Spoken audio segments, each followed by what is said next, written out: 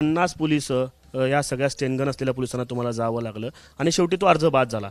तुमची चूक की कोणाची चूक? आता ज्या अर्थी महाराष्ट्रानं पाहिलेलं आहे गेले 8 दिवस झालं की मला तिथे येऊच दिलं गेलं नव्हतं आणि पाटील परिवार आमच्या वाद हे तर प्रत्येकाला माहिती होते। ज्यावेळेस मी 15 ऑगस्टला यांच्या विरुद्ध उपोषण केलं त्यावेळेस त्यांनी लोकसभेला पूर्वी त्यांनी 12 मे वेळेस लोकसभेचं इलेक्शन होतं त्यावेळेस त्यांनी कुठलीही नोटीस न देता अनधिकृतपणे मतदार यादीतून माझं नाव काढून टाकलं। मी 15 ऑगस्टच्या रोजी राजन पाटील यांच्या विरुद्ध उपोषण केलं त्याच्यामध्ये हा मुद्दा उपस्थित केला होता। 15 ऑगस्टला मी तहसील कार्यालयाच्या समोर उपोषणाला बसले त्यावेळेस तहसीलदारांना मी म्हणलं की माझं तुम्ही मतदार यादीतलं नाव तुम्ही कुठलीही हे बघा हे मतदार यादीमध्ये माझं पूर्वीचं नाव होतं तुम्ही कुठलीही नोटीस न देता बूथ लीगल ऑफिसरने मला नोटीस न देता का काढलं।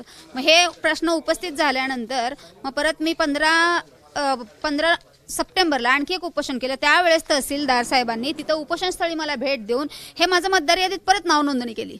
मग विधानसभेला मी मतदान करू शकले। विधानसभेला मतदान केल्यानंतर परत आत्ता 4 महिन्यापूर्वी 6व्या महिन्यात 9/6 रोजी मला परत आणखी एक नोटीस आली अनगरचे रहिवासी आहात हे सिद्ध करा नाही तर तुमचं नाव मतदार यादीतून वगळण्यात येईल म्हणून। सगळी तांत्रिक गोष्टी झाल्या। तुम्ही या सगळ्यांमधनं मार्ग काढत तुम्ही अर्ज दाखल केला।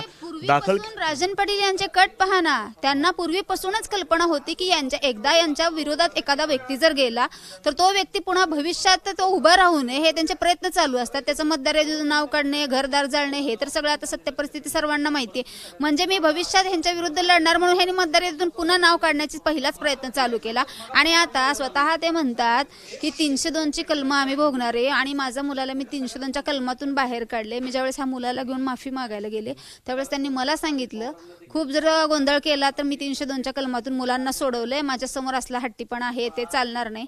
मग जेव्हा तशा मोठ्या गुन्ह्यातून तुम्ही मुलं सोडवताय तर मतदार हे आता माझ्या अर्जातून 4 कागद बाद न करायला किती वेळ लागणार आहे। आरओ सरांचं काम होतं की बाबा आम्ही तिथं दोघंच होतो आमच्या वकिलांचं तर तिथं दहशतीपोटी कोणी तिथे छाननीला येणार नव्हतं। निवडणूक अधिकाऱ्यांना मी सांगितलं सर उद्या 11 वाजता छाननी आहे पण आम्ही दोघंही येऊ शकत नाही आज एवढा फौजफाटा आणि उद्या आम्ही येऊ शकत नाहीये। तर ते म्हणले वकील मी म्हणलं कुठल्याही दहशतीपोटी एकही वकील छाननी वेळी उपस्थित राहणार नाही। याचाच फायदा त्यांनी घेतला आमच्या बाजूने आमचा वकील छाननीला गेला नव्हता कारण आम्ही कागदपत्राची पूर्तता कलेक्टर साहेबांच्या सांगण्यावरून केली होती। आता सगळं झालेलं आहे आता याच्या पुढची भूमिका काय असणार काय करणार? यापुढची पाटील परिवार विरुद्ध याआधी तर पूर्वीपासून माझा लढा चालू आहे। मुलाच्या दाखल्यावरची केस बाल हक्क आयोगात चालू आहे। पोलिसांनी पुरावे मिटवले पोलिसांच्या विरुद्धची पुराव्याची केस मानवी हक्क आयोग मध्ये चालू आहे। आता हे नवीन कुठं आता जिल्हा न्यायालयाला जायचं ह्यांच्या विरोधात की बाबा माझा अर्ज का बाद केला। सगळ्यामध्ये न्यायालयीन प्रक्रिया करणार आहात तुम्ही पूर्ण? मला आता ती सवय झाली ना गेली 2.5 वर्ष घरदार सोडून पाटील परिवारामुळे आता मी मला बोंबलत फिरायची वेळ आली। आता कायद्याशिवाय मी कुठे जाणार ह्यांच्यासारखी गुंडगर्दी करायला आमच्यापाशी गुंड नाहीत आणि ही सत्य आणि ही अहिंसेच्या मार्गावर चालणारी आम्ही। वाद सुरू कधीपासून झाला म्हणजे सगळ्याला पार्श्वभूमी काय कधीपासून तुम्ही 20-3-2023 रोजी छत्रपती शिवाजी महाराजांची मिरवणूक होती तेव्हापासून हा वाद चालू झालाय। 2000 सालापासून ते 2023 पर्यंत मी त्या गावातली रहिवासी तिथंच राहत होते। मी मुलावर वाद झाला अॅट्रॉसिटी केली त्याला आम्ही मग 2 महिने माफी मागितली तर त्यांनी काय त्रास दिला नाही म्हणून मी पोलीस स्टेशनला कंप्लेंट केली। तुम्ही एनसीच का आमच्या विरुद्ध केली? 29/4/2023 रोजी मी यांच्या विरुद्ध मोहोळ पोलीस स्टेशनला गुन्हा नोंद केला तेव्हापासून हा वाद चालू झाला।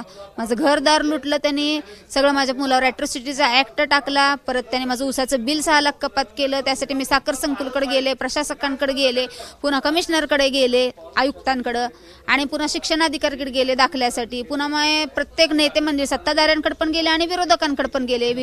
आता जेव्हा पाहतो आपण की सगळी प्रक्रिया आहे प्रशासक आहेत नियंत्रण अधिकारी आहेत हे सगळे जेव्हा असं अशा पद्धतीने वागतात हे पाहून सगळं दुःख वाटतं मनाला सगळं वेदना। आता त्या दुःखाची मला सवय झालेली आहे। ह्यांनी गेली 4 ते 5 दिवस झाले यांना माहिती होतं उज्ज्वलाला कितीही केलं तर ते अडवणूक करण्याचा प्रयत्न तर महाराष्ट्रानं पाहिलेला आहे। त्यांनी माझे नातेवाईक गोळा करण्याचा प्रयत्न केला आणि प्रत्येक नातेवाईकांच्यावर ऑफर देऊ लागले। अर्ज भरते वेळी देखील त्यांची 100-100-200 लोक माझी येऊन पाया पडत होते आणि म्हणायचे मिटवा सगळं हे करा आणि नगरसेवक पद देतो हे ऑफर देतो मुलाला नोकरी लावतो पण कुठल्याही त्यांच्या भूलतापांना मी बळी पडलेली नाही कारण मला निवडणूक लढण्याचा अधिकार होता आणि मी निवडणूक लढवण्याची इच्छा होती आणि मी तो फॉर्म भरला। मला खंत होती की ही कागदपत्र गायब करणारच कारण ऑफिस छाननी तिथंच होती। एका रात्रीत ही 12 मी पोलीस स्टेशनला बसलेली ह्यांनी सीसीटीव्ही फुटेज पोलीस स्टेशनचे मिटवलेले आहेत केसमध्ये दरोड्याच्या केसमध्ये तर त्यांच्याच ऑफिसमधलं 10 मिनिटाचं माझं सीसीटीव्ही फुटेज मिटवायला किती वेळ लागणार आहे ना। एबीपी माझा उघडा डोळे बघा नीट।